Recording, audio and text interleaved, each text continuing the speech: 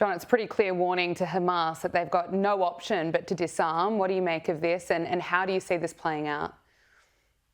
Well, it's interesting because if you look at Trump's 20-point plan, only the first couple of points have actually been implemented. And Mm. what it contemplates is that other Islamic countries in the Middle East are going to come in, and there will be an international group that takes control in Gaza on a temporary basis and basically kicks Hamas out. Now, it remains to be seen whether the will is actually there in these other Middle Eastern countries to do that. I don't know what's going to happen there. And when Trump says they got to disarm or we will disarm them, I don't believe American troops are going to Gaza.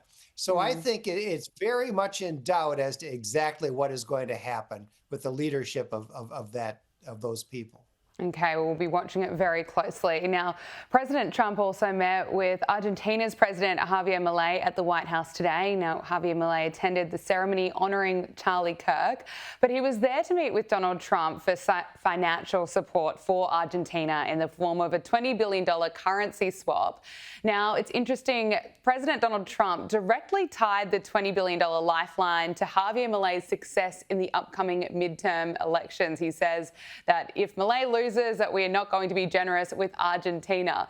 So Argentina is holding a midterm congressional election on October 26th that is widely being seen as this referendum on Milei's policies.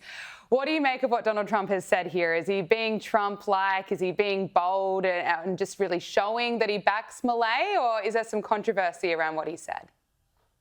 Well, he's being bold for sure. You know, there's a lot of history here. Argentina is a very important country in the Western Hemisphere, and they have suffered for over 100 years from terrible governance. They've had repeated episodes of hyperinflation. They've actually had fascist governments from time to time.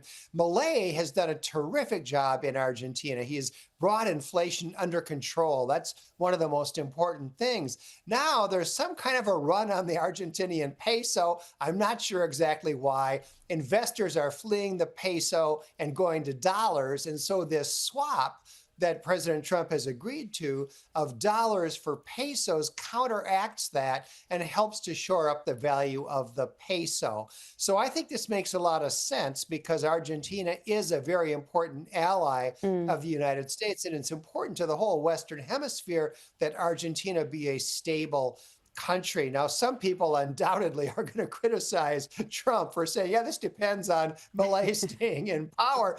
All I can say is that he's not the first president to meddle in foreign elections. Barack Obama did it in spades.